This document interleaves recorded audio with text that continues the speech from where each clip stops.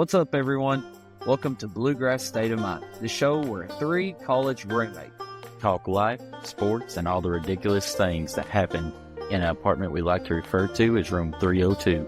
We're bringing you stories, hot takes, and the kind of late-night debates that probably should have stayed in the group chat. So grab your headphones, sit back, and get ready for a wild ride through our past college life, sports, and everything in between. Let's get into it. This is Bluegrass State of Mind. What's up, guys? Welcome back. This is Bluegrass State of Mind. Woo! What a game. The Cats come up on top over Oklahoma with a score of 83-82. I'm going to go right into it, fellas, first tonight, and then I'll send it over to y'all. So some of the thoughts that I have for this game. I guess the first initial thought is that the atmosphere was surprising to me. I know it's a Wednesday night, but wow. The crowd was off. There were seats open everywhere. You could, every time the cameras would zoom out, there was just nobody there. And immediately my thought was, here we go. Here's another game where the atmosphere is not like it should be. This is the game we should go in and handle, not easily because it's on the road in the SEC, but it's a game that we should just go take and make it just an easy win, really. Unfortunately, it wasn't that way, though. I think that we came in, we played Lamont Butler and Jackson Robinson. They played some pretty good minutes here and there. Jackson Robinson, you could see at the beginning of the game, kind of struggled to find, I think, his feel for the game. He finally caught fire there for a little bit. And then, as you all could see, he stood out the entire second half. So that's kind of worrisome moving forward. But regardless, we came out with a win. My next thing is, wow. We'll take it away. Finally, that's what we've been waiting for. We have been waiting all year long for somebody to take over. And I was so happy to see that, because what I thought was going to happen was they was going to have that Fears guy or another one of their guys for Texas just take over the game. That's something that I was very happy to see, that we finally had a guy just say, give me the ball. Let me go make some plays at the end of the stretch. And then I guess the last thing for me before I send it over to y'all is I want to take back my statements previously on a few episodes ago about Texas. Texas is pretty good.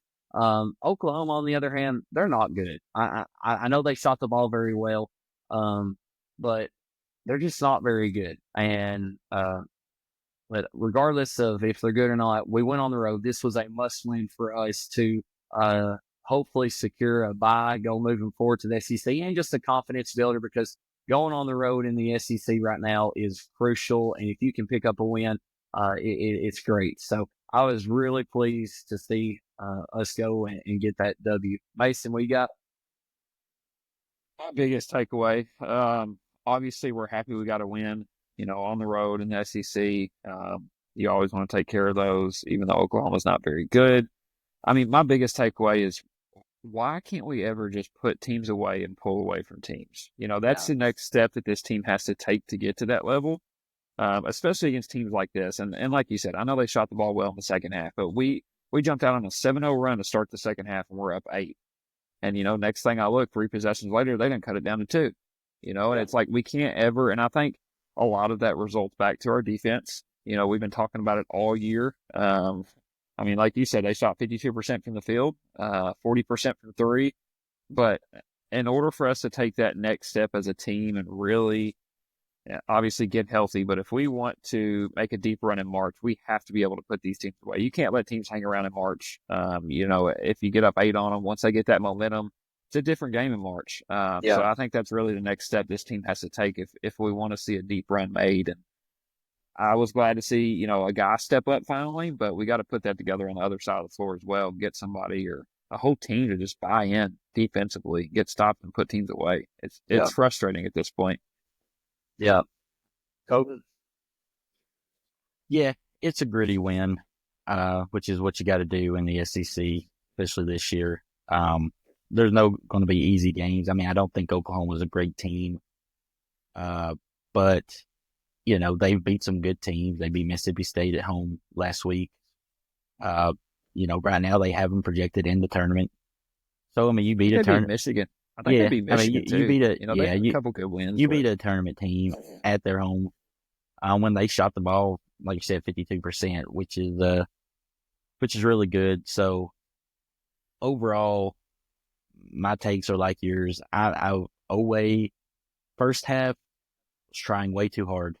yeah, And I get it. come to him. I get it. It was a return game for him. He, obviously he went to Oklahoma last year, transferred to Kentucky.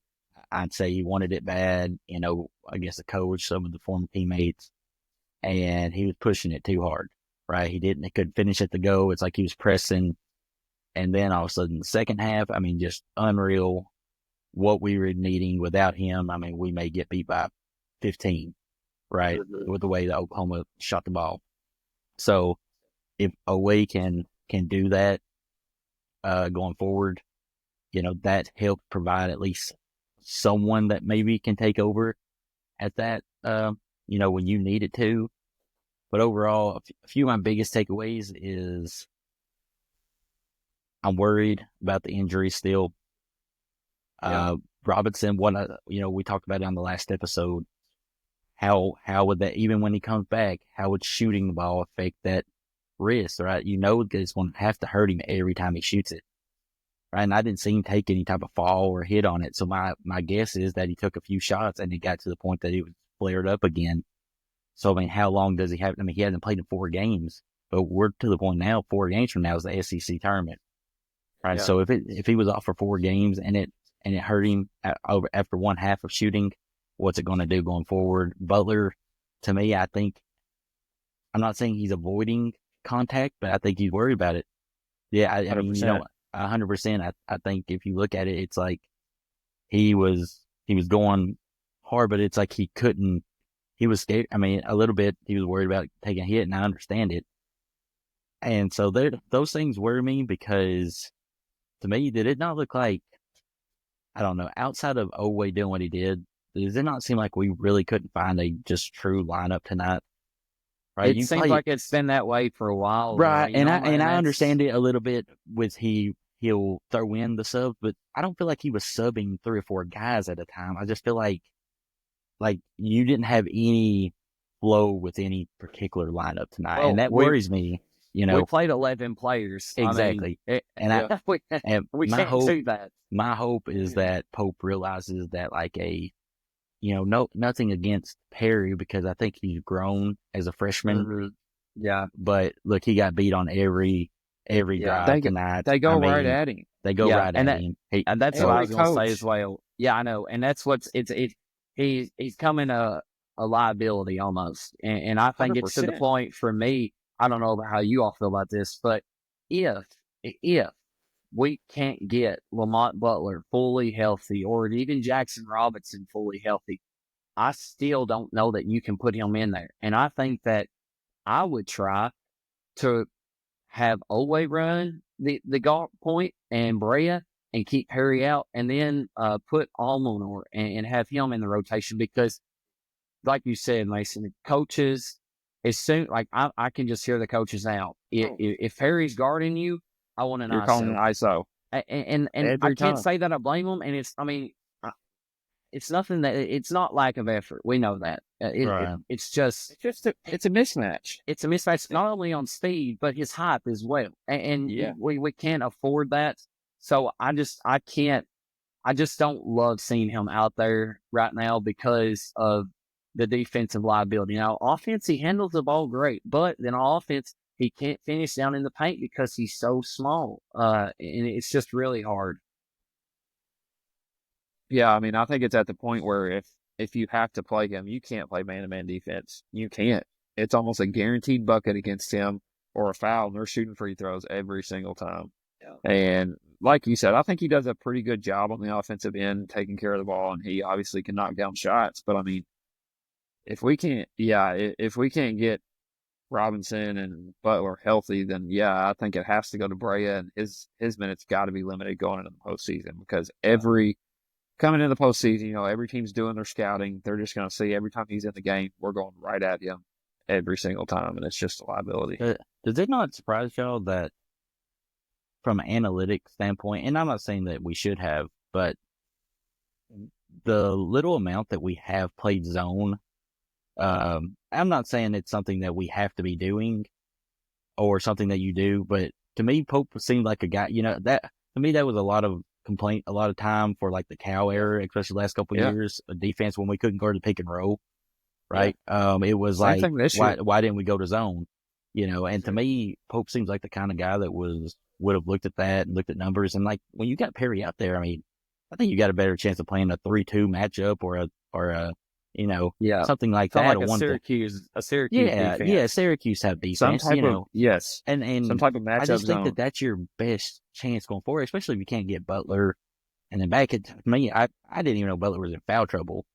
I just Yeah. did not realize that he had got that many fouls. Well, the fouls that he picks up though are just little picky fouls. Like it's in the paint whenever he's being really aggressive. It's not like uh really clear fouls like you see Williams have or Bray or Oway at the top of the court. So I think, and also, Cody, you said about Lamont Butler going on off that. Even if Lamont Butler is not like he is a little timid, he's still shying away. It's still, I feel like, so important to have him out there. And the Oh reason yeah, why is because the second half, whenever they took the lead, it was, I don't know what the time was, but he uh took Butler out. He needed a break. They go on an 8-0 run and they take the lead. And it was yep. just like in a snap of a finger. I don't know if y'all remember there was a possession in the second half where Butler was in there and they're trying to get into a set and get their point guard the ball, and he's just denying him. They couldn't get the ball to him and it ran off 9-10 seconds off the shot clock, then Oklahoma's like, okay, we're just in a scramble mode, set a pick and try to go get a bucket. He makes that big of a difference on the defensive end of the floor for other teams. And then just kind of throwing them out of their comfort, and not letting them get in the set like they would want to. Uh, we got to have him out there. I think if he can go at all, even if he's not that big of a threat on the offensive end of the floor, he can at least get the ball and push it up the floor and run the floor and get our offense in transition. And Colton, when you got on here before we started recording, you was sharing about like your thoughts on just the team. Just kind of tell the viewers out there. I mean, like, what do we think of this team? I'm right there with you. I mean, like, it's just Yeah. like, Yeah. Here's my thing is like I think the team has exceeded expectations, so don't take it in the wrong way, but I still think we're a good team. So like there's no excuse for some of the ways that, the defensive efforts on some of the ends. Like I think that we have a tendency to be like, oh, we're taking a bunch of scrubs and winning these games. We're not. Like we have the number one shooter in the transfer portal. We have a 3-time defensive player of the year. We have an all ACC, and we have a team full of veterans. Yeah, we don't have any elite freshmen that we've had in the past, but when we've got a really good college, as you would say, college players type team. yeah, And so some of those things are what gets me is right. yeah, Like, I mean, I get it. Some of these guys aren't defensive specialists, but I, it's just hard to tell because it's another game. We shot 50% from the field, right? If we shoot 49% from the field, we lose. yeah, And that's it worries me. Like that's what we've talked about the last 2 or 3 episodes, right? yeah, And we're basically having to shoot 50% to win a game, and we're not winning it by a lot yeah. either. Like we're not even like blowing people out. So I don't know. Uh, I mean, I think this team can beat anyone. So it's March Madness. I mean, you saw North Carolina State last year wasn't going to even be in a tournament. They won the ACC tournament, went all the way to the Final Four. We yeah, obviously have a good enough team to do something like that. We yeah. also have the type of team that we get into a 4 and 13 seed matchup, I don't know and if we may not be able to just stop them. It's going to go down to the wire. y'all see our last projected. I know it's way far off right now, but we were matched up against James Madison, and then we'd have the winner at Kansas and Ohio State. And I was thinking, like, I don't know if y'all have watched James Madison. I've watched them a little bit, but the way their offense is run, I feel like they would pick us apart on the defensive end, and that scares me. Like I don't have a whole lot of confidence right now going in the first round with some of those those higher seeds, they have to play that type of basketball at that level Mhm. almost, smart basketball, really run good sets, have a lot of movement on the offensive end. And I don't know that our defense can stop that consistently enough right now. Yeah. Obviously, we can score, but I mean, I'm right there with both of you on it. Like, I just, win or lose this game, I still feel the same. And the way I feel is just, I don't know about this thing because, in the back of my head, I'm like, well, we can beat anybody. We've beat Duke. We've beat Gonzaga. We've beat Florida. But then in the other side, we're like barely beating Texas, which I understand is a road game. We're losing to a Texas but the, we lost to Van, which I know those are good teams, but it's just like, I don't know. And then again, you're just like, well, we don't have our full team. So it's just like, there's all kinds of variables coming into play right now. And you're just like, I don't know what we're going to get, even if we do have our full strength lineup. You know what I mean? Like, and it's one of those years where I don't know what to expect, honestly. Right. And I mean, look, like I said, he threw it together. He didn't have a whole lot of time, and he didn't have a lot of freshmen coming in or people committed, or he didn't have a lot of commitments from BYU that, was going to follow him or anything like that. So, I mean, obviously the team that we threw together, but I mean, when Butler's healthy, you take a guy that was a starter for a national championship that played a national championship game. Robinson was probably the sixth man of the year in the country last year, tested the NBA waters. Like I said, Bray is number one shooter.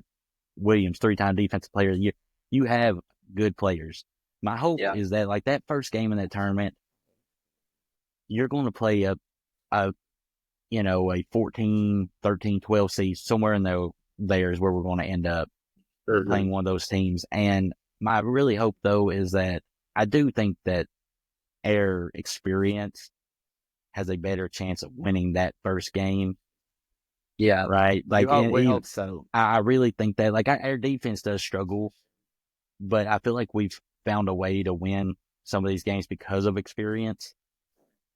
And my hope is that if we get into a tight game against one of those upper seeds, that we find a way to. Now, the next game, when you get into like a 4 or 5 matchup, I mean, who knows?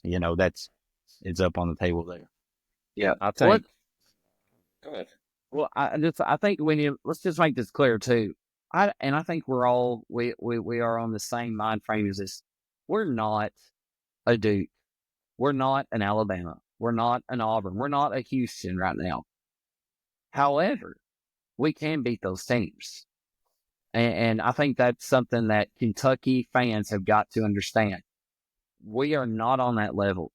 Game in or not in, not out. Like, if you just turn it and watch Duke and Auburn, Alabama, they're here. Like, I mean, they're what we were a couple of years ago when we were just dominating all the time.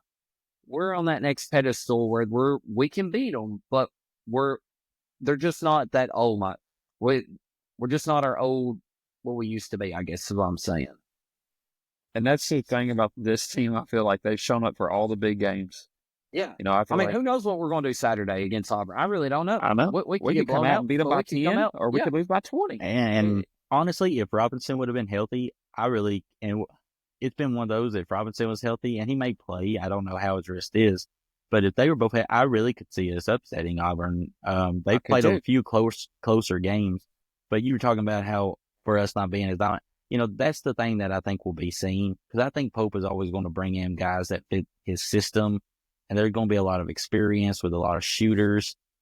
But, we talked about this at the beginning of the year, Mason. You were talking about how you thought this would be the worst team we have. I don't personally agree with that, but that's just because, like, I look and see right now we have 3 freshmen coming in next year, right?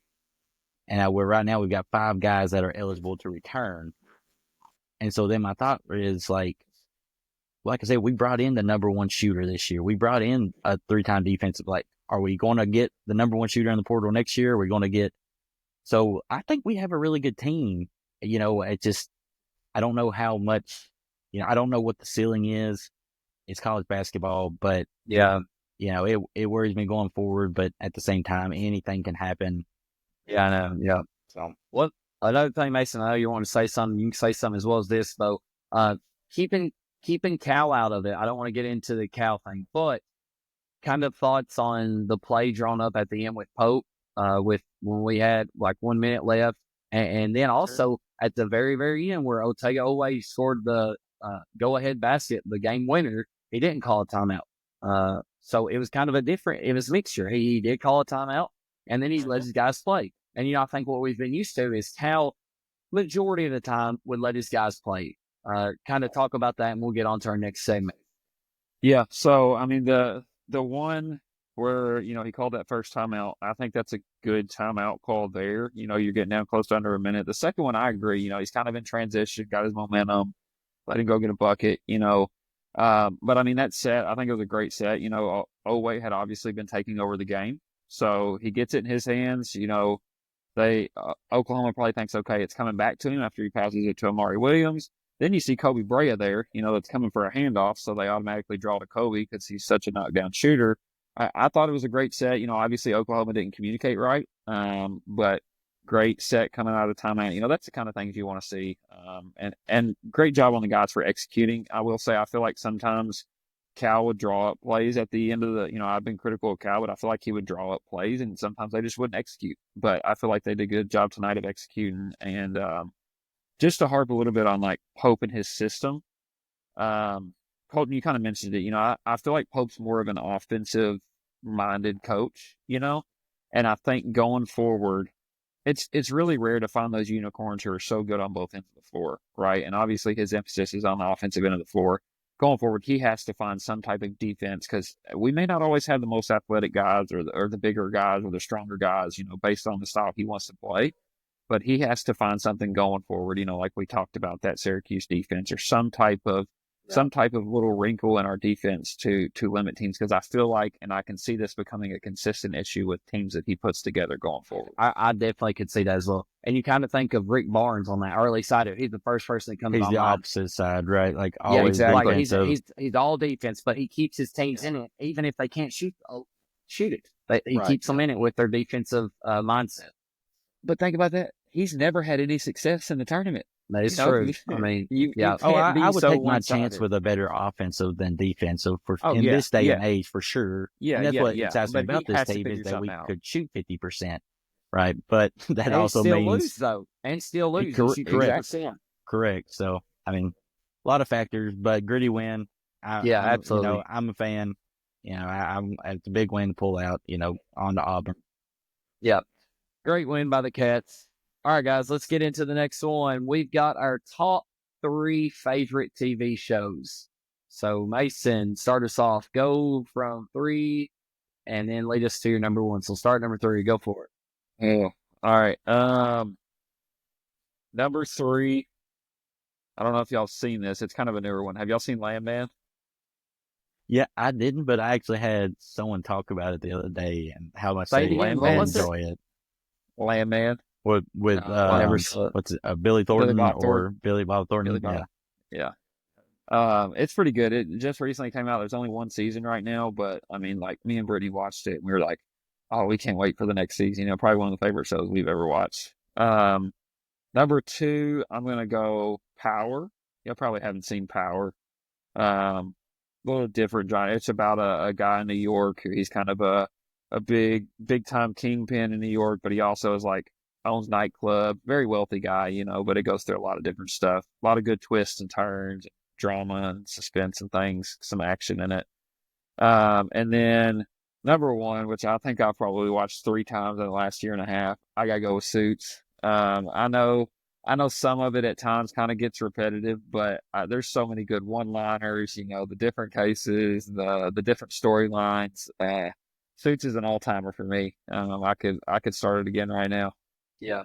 I've actually watched a lot of Suits. I thought that I felt like for me, though, it just kind of got repetitive on the same, which that's what a lot of TV shows are. I guess it's just if you like that, whatever it is, that's repetitive. But no, it is a good show. I agree. All right. I guess I'll go, and then Colton, you can end this because you'll lead us into the next segment after that. So I'm probably going to be judged a little bit on these, or at least for sure on one of them.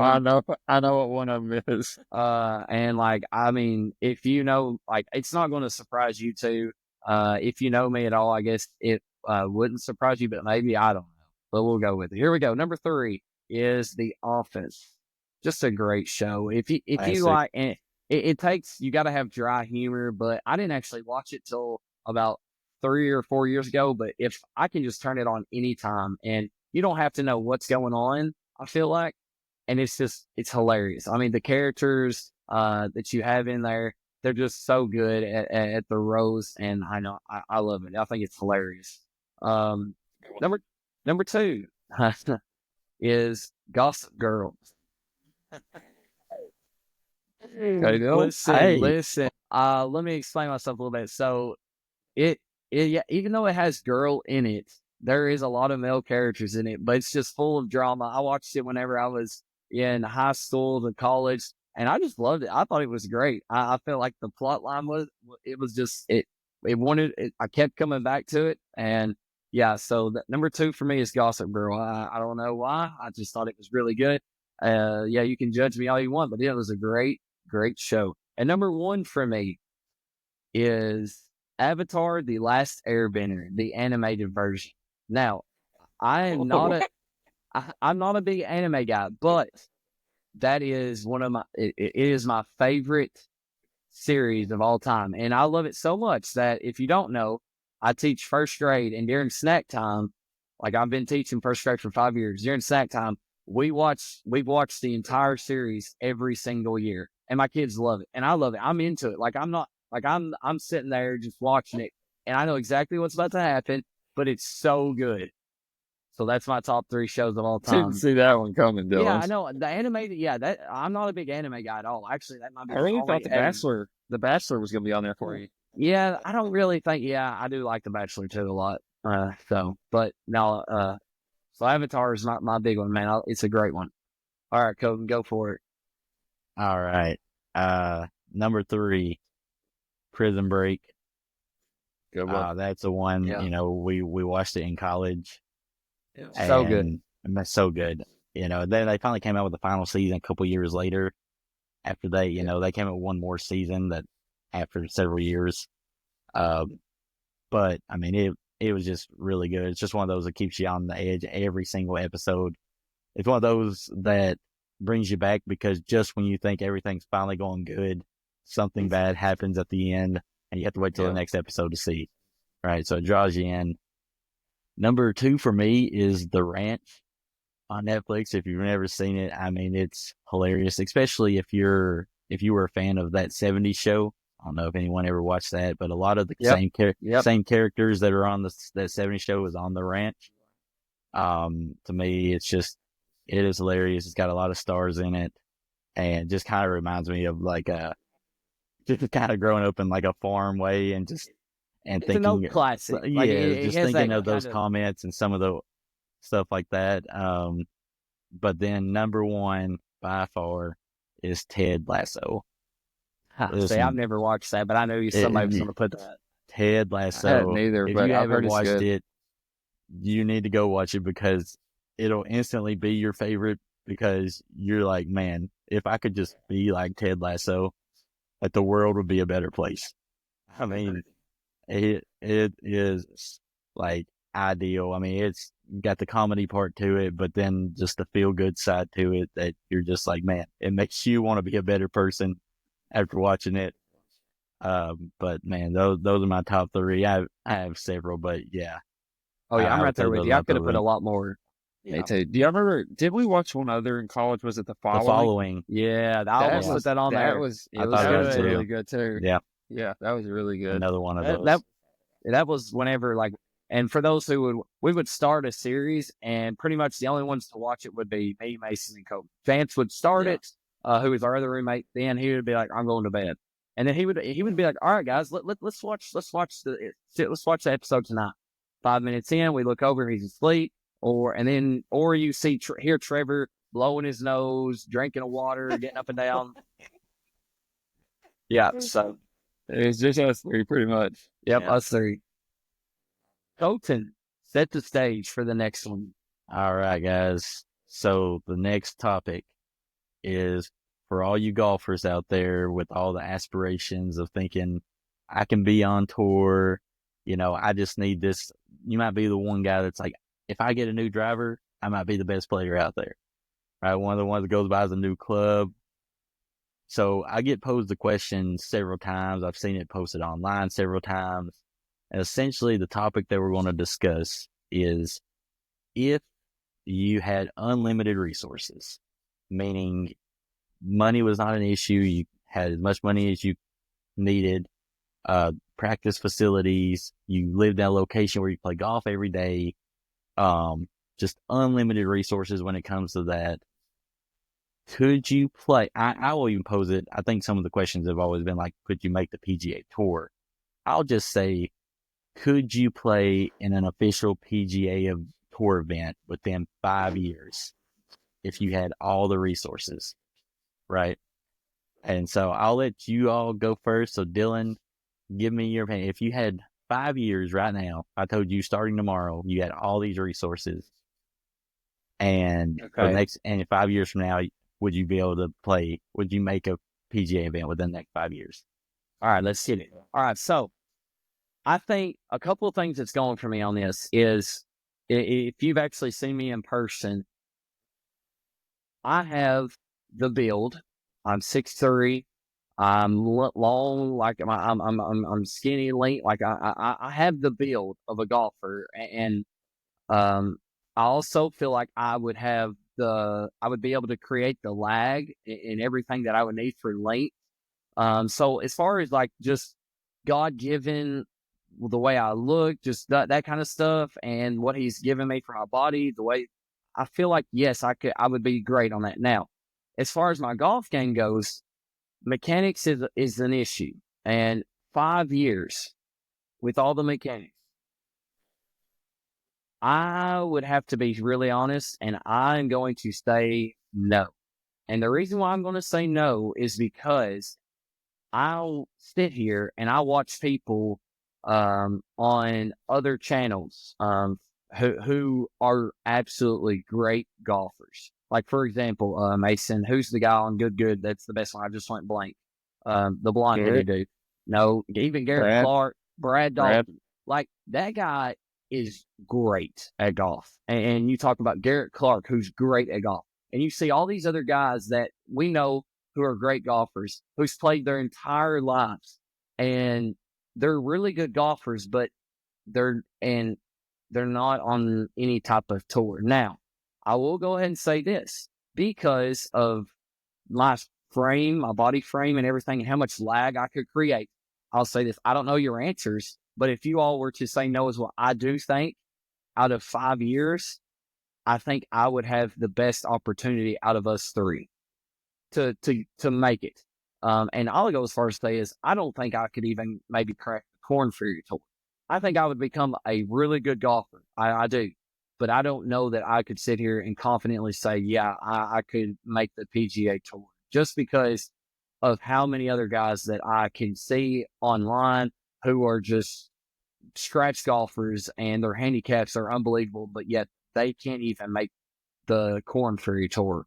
I might be able to make some small tour, but I don't know. I mean, the mechanics and the feel of the game in 5 years, that's just, I mean, I don't know. I can't see it for myself, but as far as, and that's just strictly mechanics. Everything else, yes, I think I have absolutely the capabilities. It's just, I don't know that I necessarily could get there. I mean, some of these shots that these pros make, I mean, it's just unbelievable. The amount, and I was talking about actually whenever we were playing on Monday, I went and played, and I was talking to somebody about how we actually went and got fitted for our clubs a couple of weeks ago, or about a month ago, and how Mason, me and you, one of the guys was like, yeah, I know you're hitting this club well, but let's try these blades. I just want to see you hit them. And I'm like, okay, I mean, I can hit these blades for you, but I'm going to tell you right now, it's not going to be good.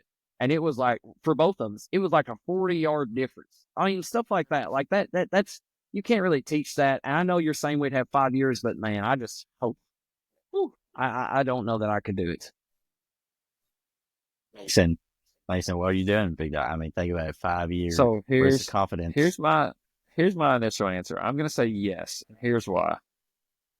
I think about where I started 5 years ago and where I'm at now with no help, with not playing golf consistently. Like, I mean, I've probably averaged over the last 5 years once a week, and that's being generous. With having 2 kids, I probably average playing 1 round of golf a week during, whenever you can play.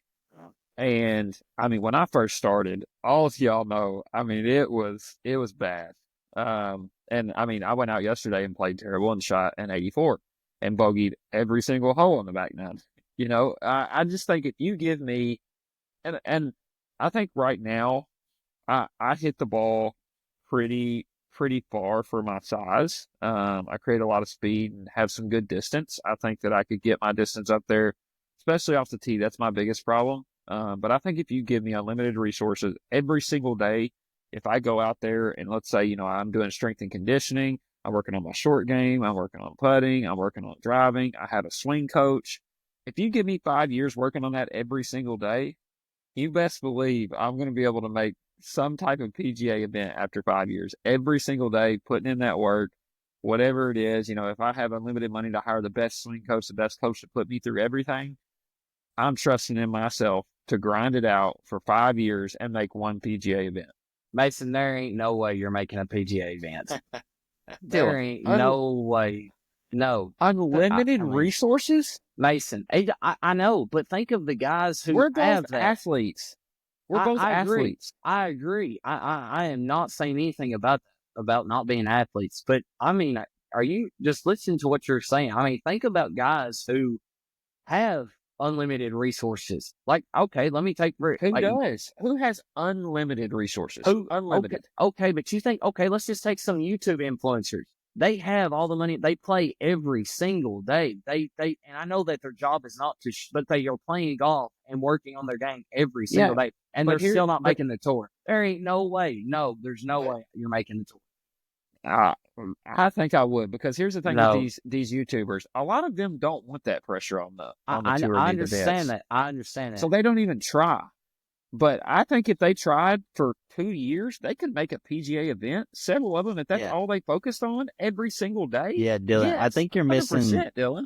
I'm not saying I don't think either one, but I think you are missing that the key to this question was an event, right? So, like my thought is that the PGA Championship offers like 10 spots to PGA pros, right? Like we talk about the Michael Block that made it, right? I feel like you gave 5 years of unlimited resources, you could probably be as good as Michael Block. Maybe. Yeah, I'm not saying you couldn't, but here's my opinion on it. So both of you guys are more athletic than what I have, as far as like Dylan's got more of the build for sure. I think he's got the best chance of being able to hit the 300 yards or 310, whatever you need. And y'all got the more athleticism. Obviously, right now I'm the better golfer of the three of us.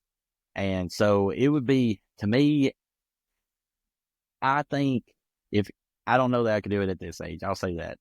I know I'm just 28, but 5 years from now, I'll be 30. That's your prime. 30. Yeah, but I'm saying 28. But if you'd have gave it to me right out of college after getting done playing college golf, like if you'd have said, all right, I'm 21 and at 26, you're going to try to make a PGA event, meaning like going through the U.S. Open qualifiers that are open to anyone, the PGA Championship qualifiers that are open to the pros. So like you could get your professional status.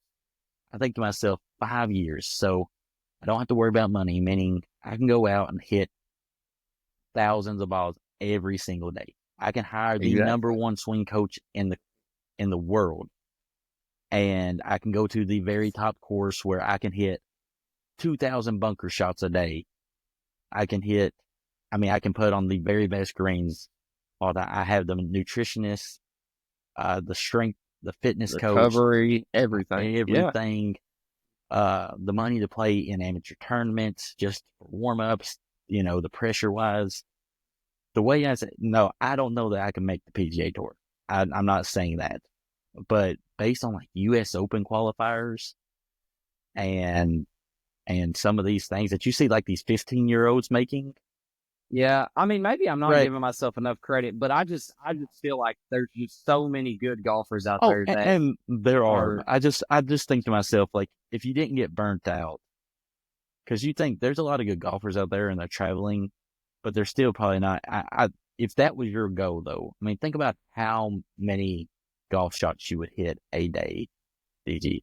Like, I mean, you're talking about. I'm disagreeing with you, Dylan. I don't think you can. I think you get the best chance of shooting up 15 shots. Yeah. No, and I agree with that, and solely based on my build, because I mean, obviously, I can do a lot more with the ball, and just because of how I'm built. But it's just, I don't know. I don't know that I can get over it, just how, and maybe I can't realize what the amount of resources that we would have, I guess. But yeah, I mean, it would be tough. Don't get me wrong. There's no one sitting there saying easy, but just to make a single PGA Tour event. Are we really going to say, though, Mason's going to do that? I mean, have you seen some of the... Give me 5 years, I'm doing this. I mean, we'll see. Mason never finally learns to hit the driver rules. It'd be a different story. Well, that 3-wood could be elite. Well, I'm glad you all have that confidence. And I'm glad you have that confidence in me. I mean, next time that we're standing over a shot, you better have that same confidence. Yeah. I'm about to lead us. So, for the people out there, let us know. Give us a message. Especially the golfers out there who have the dreams of playing on the PGA Tour, sneaking away from the wife and kids on the weekend just to go play golf. Yeah, those guys that just have those dreams of thinking they can make it on the PGA Tour, let us know if you had the 5 years of unlimited resources, if you think you can make it or not. Yeah. All right, boys. You know what time it is. It is time for Dylan's ultimate pop losing quiz. streak right now. Yeah, you are. All right, you are. Colton's went back to back. But it is time for Dylan's ultimate pop quiz challenge. Tonight's theme is, did that really happen? Okay? So I'm gonna give y'all some scenarios, and you'll like it. 3 and 3 always will be. And it's a yes or no. So here we go. Colton, you are up first, my friend. Here we go. Did a zookeeper once dress up as one of the animals to blend in and confuse the animals during its feeding time? Absolutely. Yes. That is incorrect. That did not happen. I was going to answer confident regardless. That's definitely something that I could see somebody doing. 50-50 chance, man. Yeah. Just dress up as an animal, get out there. Right. Big mistake. All right, Mason. This is your chance. Here we go. All Mason, did a man actually live inside an airport for nearly 2 decades because of a passport issue? I feel like the answer to this should be no, but I'm going to say yes. It did happen because it sounds so unlikely. You're trying to trick me. Yes, that did happen. It was a man who lived in Paris. Get this. He lived in a Paris airport from 1988 to 2006. And I'm like sitting here, I'm like, what is this guy doing in an airport for 2 decades? What could you do in an airport for 2 decades? Who isn't making him leave? Yeah, why is he? Like, who's letting him stay? Is that America? Is that what my tax dollars are going towards? Right. Hey, this guy live in the airport. Yeah. I was shocked as well. All right, well, Mason's on the board. 1-0. Colton, here we go. Colton, did a random man walking down the street get cast as the lead in a blockbuster movie just because he looked the part? I mean, I'm going to say yes, but that's because I feel like that probably has happened, even if you can't find it on the internet. Like it might not have been recorded. That is incorrect. But I mean, are you 100% on that? I mean, can you really validate that there's never been a single movie star that got put on? Yes, I don't have my stats. I've got my research. Okay. So Colton has got a good set tonight. Here we go. I can't lose. Mason, did a billionaire once lose their wallet in a taxi only for the driver to return it and then get rewarded with $1 million tip? Let me repeat the question. Did a billionaire once lose their wallet in a taxi only for the driver to return it and then get $1 million tip from him? Yes. No. It was only $1,000 Who's tip. carrying $1 million in cash on them? Man. He didn't I'll say it tell was you- cash. I tell you who's carrying billionaires. He write him a check? Taxi driver? Hey, Wire transfer. yeah, that is true. That could happen. I mean, hey, we got ourselves a ball game though. Colton, are you ready I for your can't last lose. question? It's all back in. Colton, did a man once get kicked out of a restaurant for trying to pay for his meal using Monopoly money? Yeah. 100%. Absolutely, yes. That It was did me. happen. No. Yeah. If you just said no, It's not- I was going to say, I did it last week. He's no longer allowed at El Hey, Capitia. Hey, a California man did in 2018 do that. Which, I mean, I could definitely see that. You know, people are just weird like that. I mean, just packing around Monopoly money. All right, so we got 1-1. Mason, this is for the win. Can you get back in the Oh. W? Hey, you better eat that W. You better eat it. 50-50. Eat that W. Here we go, Get Mason. out of here. Mason, did a man once try to rob a bank using a live alligator as his weapon? Yes, I remember seeing about this on the news in Florida. It was in Orlando. Yes, it did happen. What? That's no fair. I don't know where, but it has to be in Florida. You sent It him did. link to the YouTube It- video. No, it happened in 2000. It happened in 2015. A Florida man went to rob a bank, and his weapon of choice, out of all the weapons, he chose an alligator. What city? I don't know, Colton. What are you going to do if you bring an alligator to a bank? What are you doing? Here's my thing. Is that technically illegal? I mean, like If in you try to Florida, rob it, I mean, in Florida, yeah, if you're robbing it, obviously.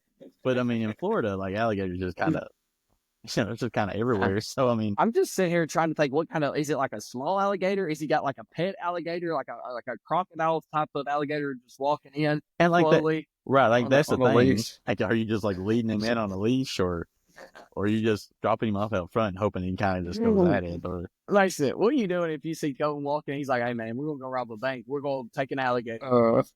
and man, they're not fast either. Like we're entering the bank slow. I'm gonna tell him he's got to walk first. I'm gonna walk behind that thing. But if he's walking in on a leash, I'd be so scared he's gonna bite my ankles. I mean, Yeah, it had to be a little alligator, right? All right, Or boys. is it a baby Tonight, alligator? tonight's winner is Mason. Mason is taking home the crown tonight, finally. Back in the W call. All right, here we go. So, Mason, set the stage for our draft that we're about to have. Take it away. All right. So we are going to be creating a Kentucky draft. We talked about it earlier. We're just going to do during since Cal was at Kentucky, obviously this year. I mean, you could take somebody if you wanted, but since Cal's been there, so basically Cal's years. We talked about doing before that. You know, we obviously watch Kentucky basketball, remember it, but we don't vividly, remember everything and watching games and different plays and things like that. So we're going to take a draft. We are going to do a snake draft, correct? Yes, we are. Okay. We're going to do a snake draft, and then are we going to allow, if let's say AD played the 5 at Kentucky, are you allowed to draft him at the 4, or are we going only on the position they played at Kentucky? You got you got to, whenever you draft him, put him in the Okay. position. All right. Yeah. All right. All right, here All we right. go. Snake draft occurring. This is for who is going to get the first pick. If you are watching, you can see it. Dylan. No, it's Mason. Oh, yes, it is Mason. Wow. Yeah. All right, Mason. You will get you will get the first pick, and All right. then obviously will I be mean, between yeah. me or Colton, and it is going to be me. So we'll go Mason. Get back to back, Colton. Yeah, you get back to back, Colton. All right, Mason. So who are you taking for your first I think pick? my unanimous number 1 pick, AD. Gotta go with AD. Yeah.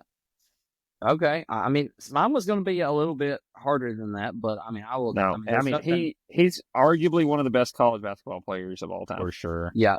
And I For want to make sure. this clear out there for the audience. My, and I'm sure they're the same. This is not Yeah. like my favorite players. Like, if this was favorite players, it would look a little bit different. Not a ton different, but I'm going to win a ball game. This is my 5 that I'm doing because I have different players that I loved. Also, we are approaching this from their time at UK. That's Right. important. That is very So important. these are NBA. not. So when we name these players, don't think of how they currently are in the NBA.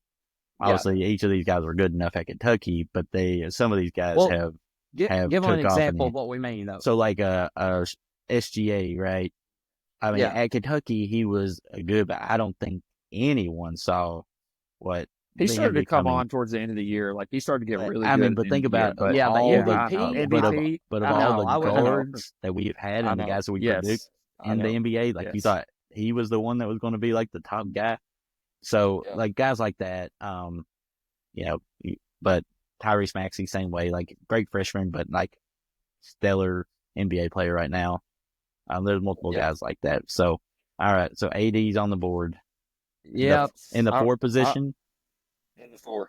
Okay. All right. I am writing these down. So I'm going to take John Wall. Yeah. And man, it was for me. It was between AD and John Wall, just because he was just so electric and he brought so much to UK, and he was just different. All right, so I'm taking John Wall. Yeah, I'm taking Karl Anthony Towns in my 5 spot. So I mean, obviously Kentucky's Calipari had 3 number 1 picks. We've already took the number 1 picks with Cat, and then I'm actually going to go with a point guard. I want to go ahead and go with Tyler Ulis. That's a good one as my point guard. Yeah, that's a good one. Okay, I'm up next. I am going to go with, for my shooting guard, I'm going to go with Jamal Murray. Solid. Jamal Murray. I like it. All right, you're up next. I get back-to-back, right? Yeah. Yep. I'm going to go with Boogie at the 5. Right. And then I'm going with, I'm going time at UK, I'm going with Malik Monk at my 2. It's a good one. All right. So that means I'm up. Okay.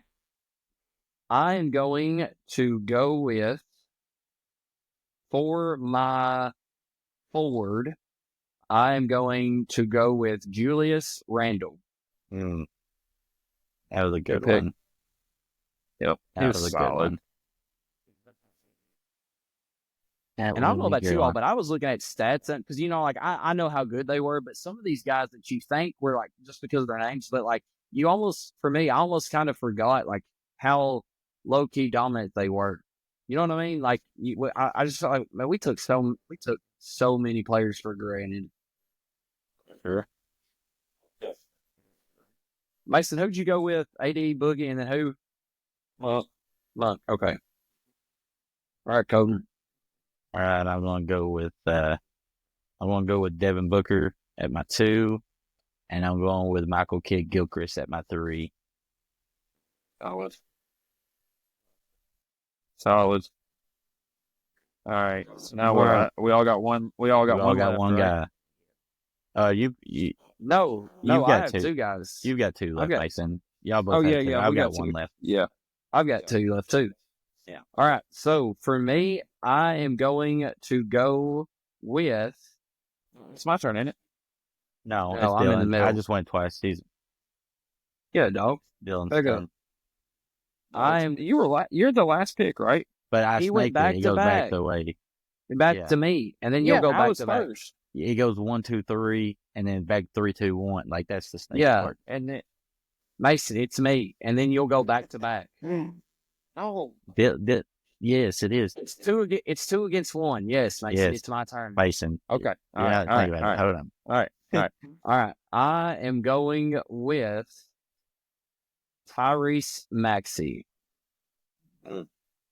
as my 2 guard. Okay. So what do I need? A point guard and a small forward? You have AD, Boogie, Malik Monk. I think it's clear, easy who your point guard should Point be. guard, yeah, same. I was thinking, Yeah. De'Aaron Fox. yeah. Yes. Yeah, that's my point guard. And then my 3. Oh. Got a couple options here.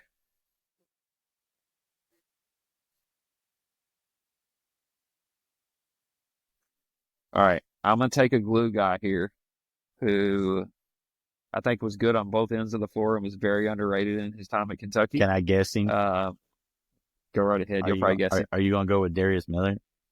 I am. My man. Yep. Darius Miller. All right. For my last pick, I need a 5. Oh, this is what I knew it was going to come down to. It's down to 2 for me. It's down to Bam or Willie Cauley-Stein. Both are both. I know it should be, but great. I think they're both great at defense, but for offensive sakes, because they both are great defenders, I'm going to take Bam for me. I agree with that pick. All right, Colton, you are up. All right, I'm throwing him at the 4 more? spot. This is my last pick. I'm the last one. I'm Can I throwing guess? him at the 4 spot. Yeah. I think you're either going to go with Terrence Jones or PJ Washington. Nope. Oh. No.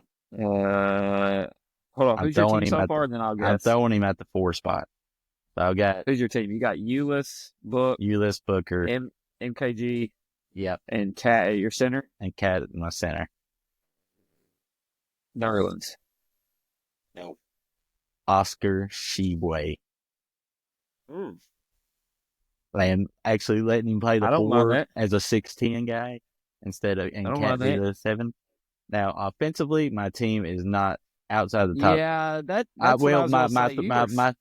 Your 3 and 4. My 3 and 4 not helping you. offensively, but overall, when you combine defense and offense, I mean, Ulyss was I don't a know, lot. Coach. Now, I'll be honest with you. I think your team is going to struggle. You have Tyler Ulyss, who's, I mean, no, don't get me wrong. He's undersized. He's a dog. But He's probably one of my favorite players all time in Kentucky. He is. And then you have, well, let's just tell the audience our lineups. Here we go. All right. So, Mason, I'm going to start from the point guard and go up. All right. So, Mason, you've got De'Aaron Fox at the 1. You've got Malik Monk at the 2. Darius Miller at the 3. AD at the 4. And then Boogie at the 5. Man. All right. Then I've got John Wall at the 1, Tyrese Maxey at the 2, Jamal Murray at the 3, Julius Randle at the 4, and Bam Adebayo at the 5. And then Colton, you have got Tyler Ulyss at the 1. You've got Devin Booker at the 2.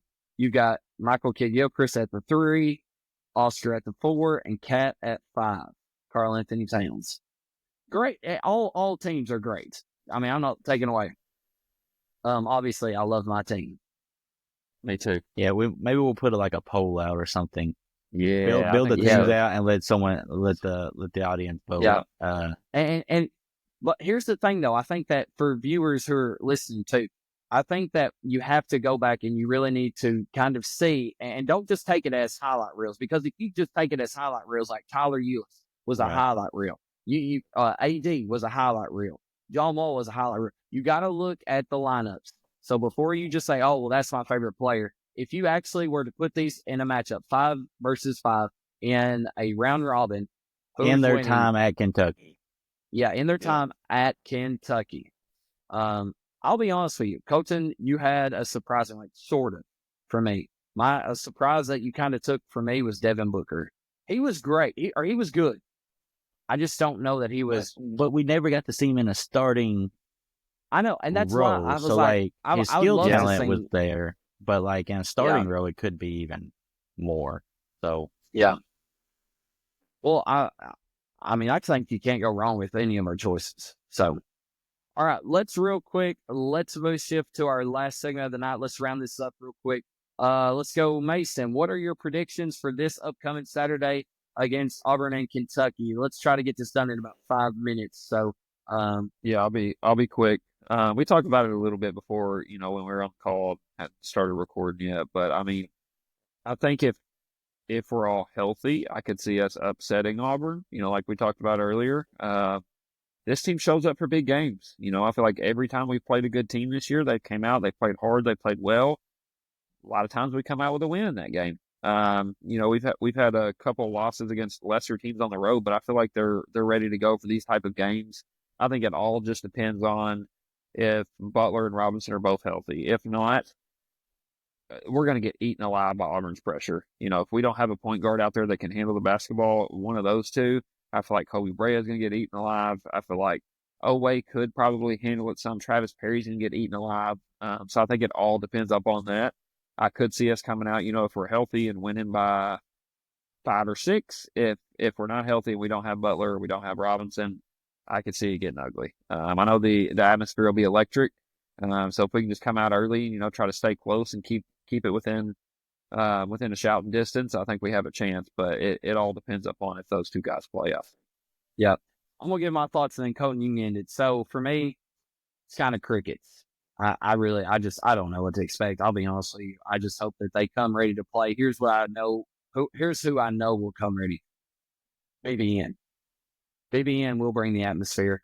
I just hope the players can capitalize off of it, feed off the energy in Rep Arena, and go out there and at least make it a good game and hopefully get a huge win and make our 8 top 15 win and our 6th top 10 win of the season.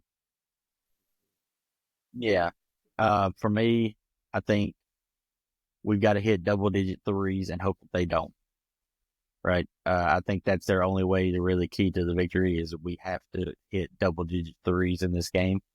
I think you come out, you shoot the lights out. That's the best chance you have, and we can. We've had multiple games where we've hit double-digit threes. I don't think we're going to be able to stop Auburn. I think that's out of the picture. So you have to outscore them. So your one hope is that hopefully they don't shoot. If they shoot less, you got to shoot. I will say you've got to shoot at least above 44% from the three, and they've got to shoot 35% or less. That those two things happen, I think we got a chance to win. To be seen. I think it's going to be a tough game, but at home, you never know. It is a noon game. I kind of hate that. I wish it was a night game, but still, overall, it should be a pretty big atmosphere. We'll see what happens. Yep. Go Cats. Go Cats. Go Cats. That's a wrap for this episode of Bluegrass State of Mind. If you enjoyed the show, make sure to hit that like button and subscribe so you never miss an episode. Also, be on the lookout for our social media pages and be sure to follow them. We've got plenty more stories, insights, and conversations coming your way. And if you really loved it, make sure to share it with a friend. From the hills to the hollers, thanks for tuning in. Until next time, keep that Kentucky spirit strong.